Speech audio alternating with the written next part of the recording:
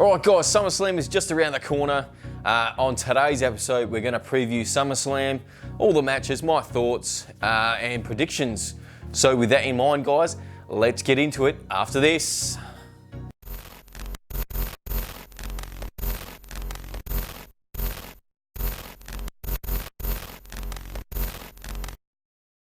Really?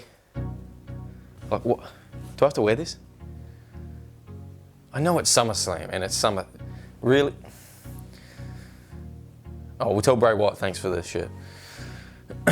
Alright, guys, as you may have noticed, I've got this absolute cracking shirt on because it's summertime over in the US and Canada, I suppose.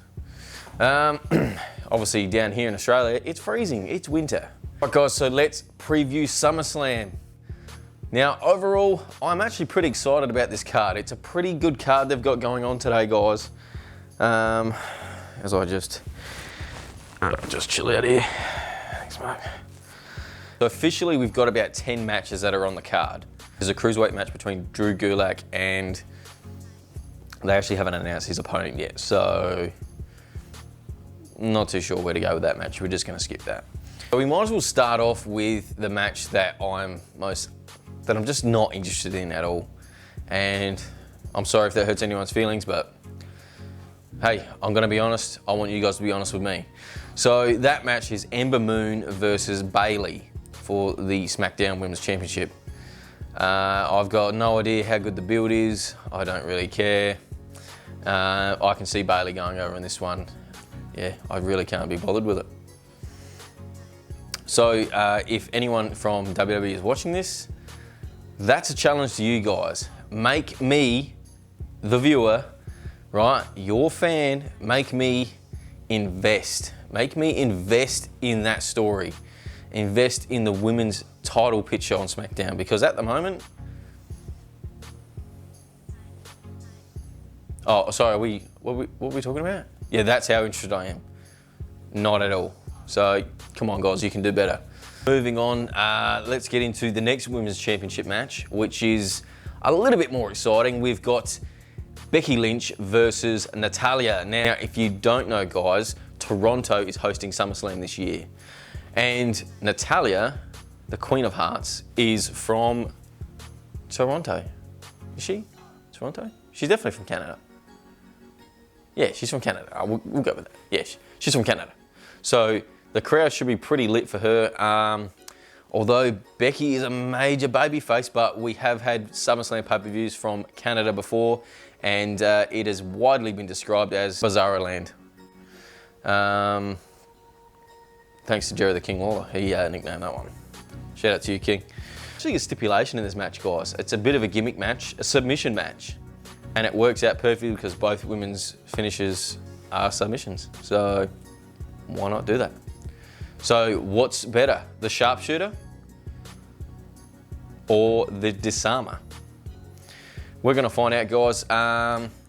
Look, the build's been okay for this one. It's not too bad, but it just feels like whenever there's a hometown hero, they just throw that person in there.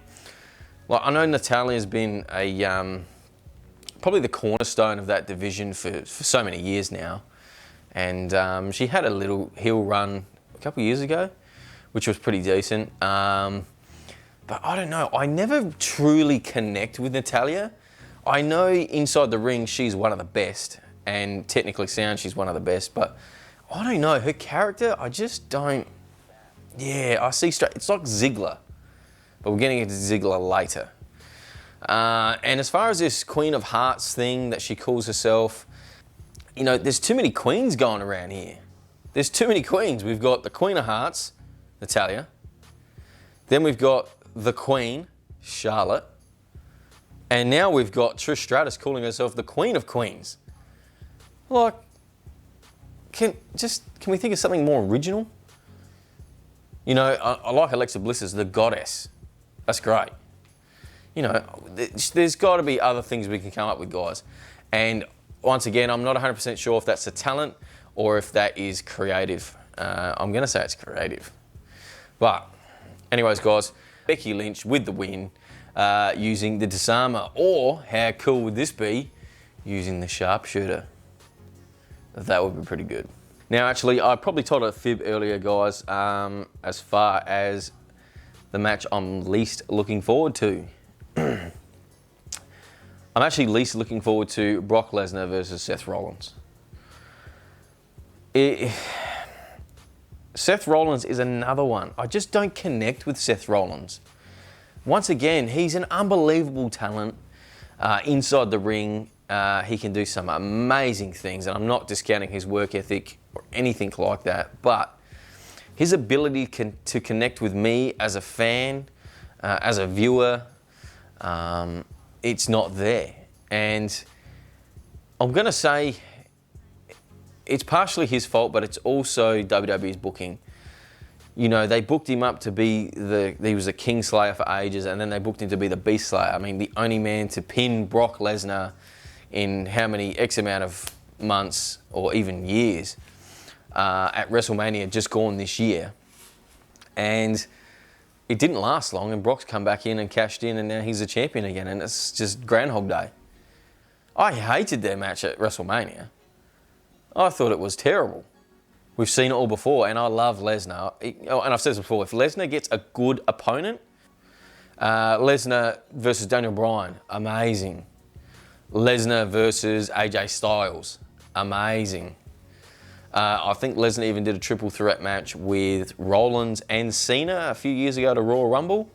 That was a pretty amazing match too. I'm not interested, guys.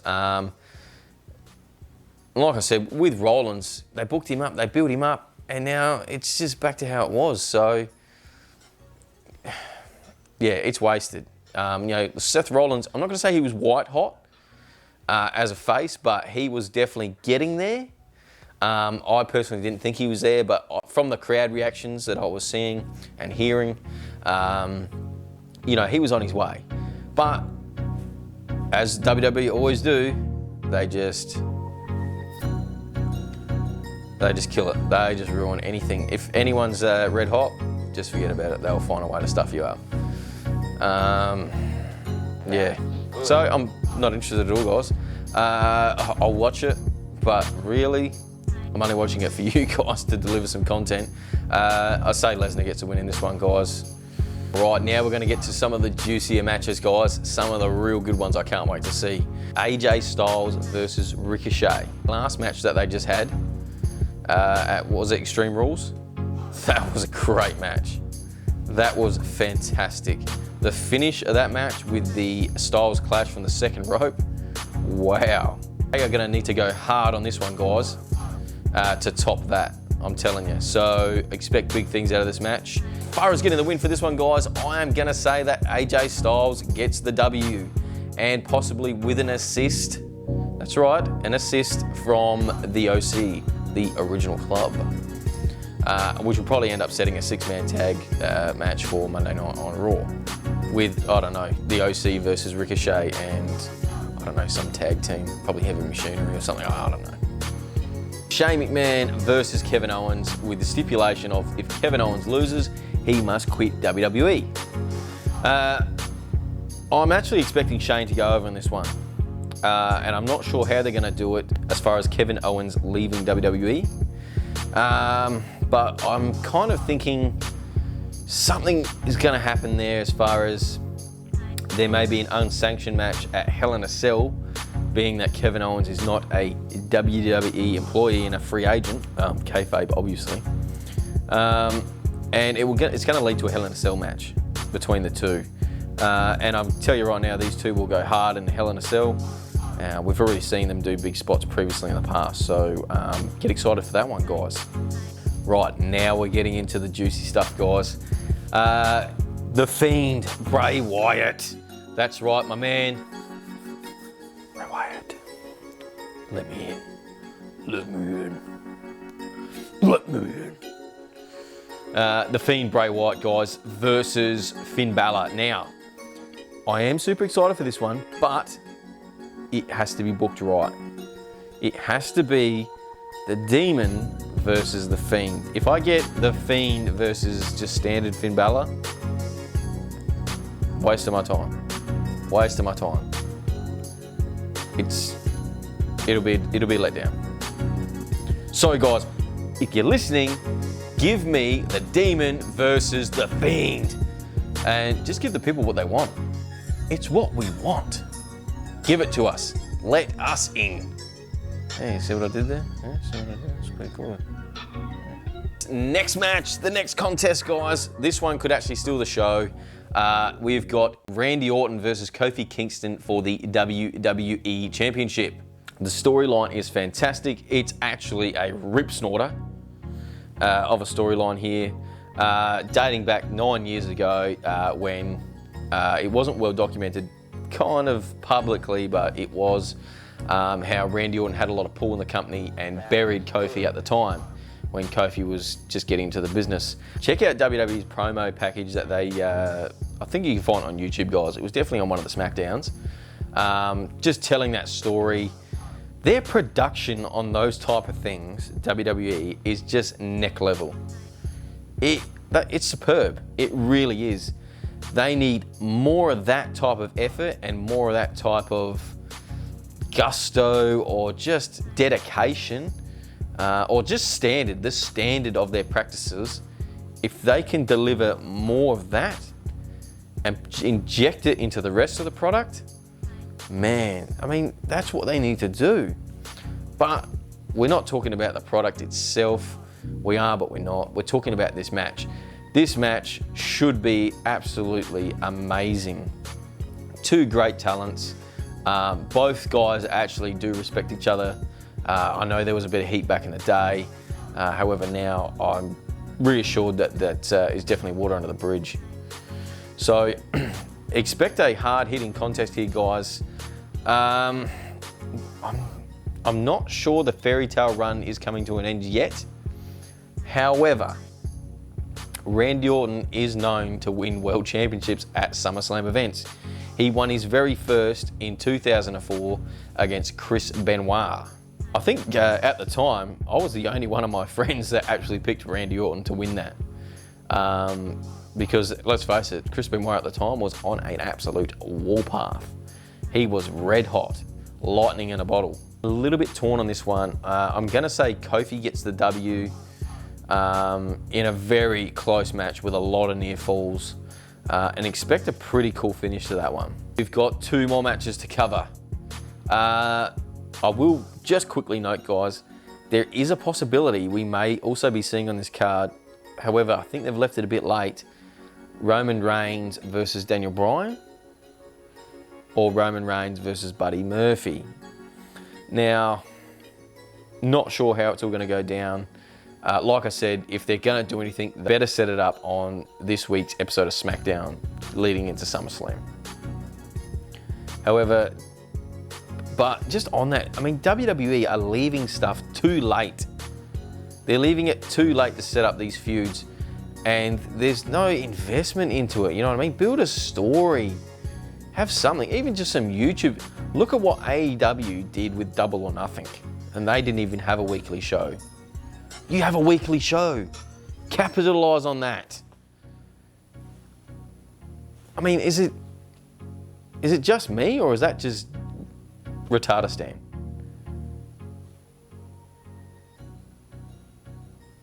If you missed it, this past week on Raw, there was a swerve. I actually knew about this swerve. I didn't have time to report it, guys. I apologise.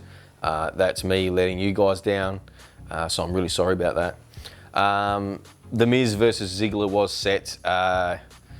Obviously, I knew that Ziggler was definitely not facing The Miz because we've seen that for 45,000 times before. There was a swerve. They tried to swerve it as though they tried to swerve it as though it was going to be Shawn Michaels versus Ziggler, but that wasn't going to be the case, and out came Goldberg. Pretty much cleared the ring, picked up the mic, and did the classic, Dolph Ziggler, you're next. So guys, we're getting Goldberg versus Dolph Ziggler. Now, you've got to expect Goldberg to get the win here. This is a redemption match for Goldberg. after concussing himself at Crown Jewel and leading to that absolute train wreck of a match between himself and The Undertaker. There's two ways I look at this match. The first one is, wow, Dolph Ziggler? Does anyone really think Dolph Ziggler can win this match? I know Goldberg's 50 plus, but it's Goldberg, man. So I'm a bit disappointed in the caliber of opponent. But at the same time, if you come back and you want someone to make you look like an absolute animal, an absolute beast, an icon, and an unstoppable force, like Goldberg is, you want someone like Dolph Ziggler. He will make you look like $1 million in that ring. He's light, he's athletic, he sells well. Sometimes he sells over the top. And I'm not a great fan of his character, and maybe Goldberg will spear him so hard that he gets a new gimmick and a new name, because I'm sick of it. But that's just my opinion. I'm expecting a pretty quick match out of this one.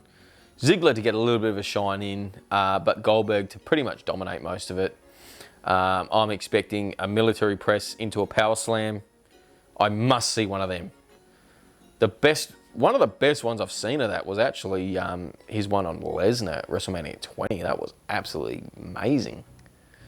So I want one of them guys. We're going to see an absolutely crazy spear. He's going to cut him in half, I swear to God. We're also going to see, man, one hell of a jackhammer for the 1, 2, 3.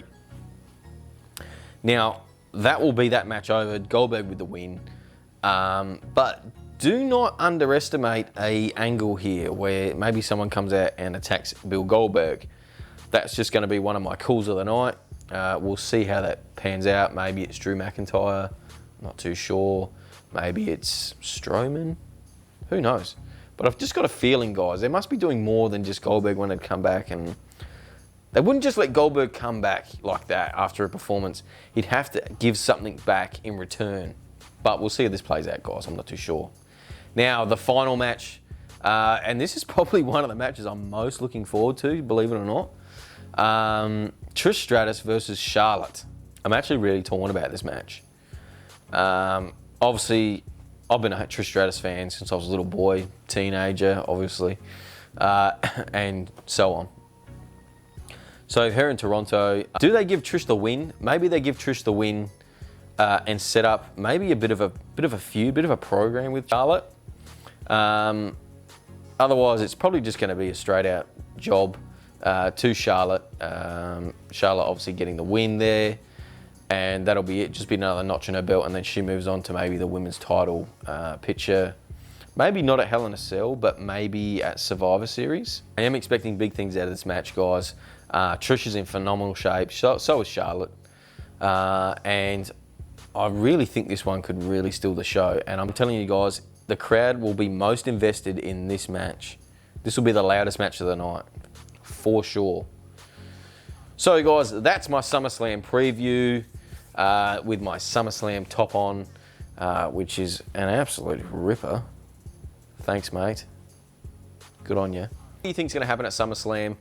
Do you agree with my predictions? Do you not? What do you think? Hit me up in the comments down below, guys, and hit me up on Facebook, Tommy Venum. Add me as a friend, guys. If you're new here to Wrestling Mate, that's right, Wrestling Mate, please consider subscribing. Hit the like button and the notification bell so you get notifications for when I upload wicked sick content. This channel can't go on without your love and support, so please share this with your friends. That's all we got time for today on Wrestling Mate. Tommy Venum signing off. Uru, you bunch of gurus.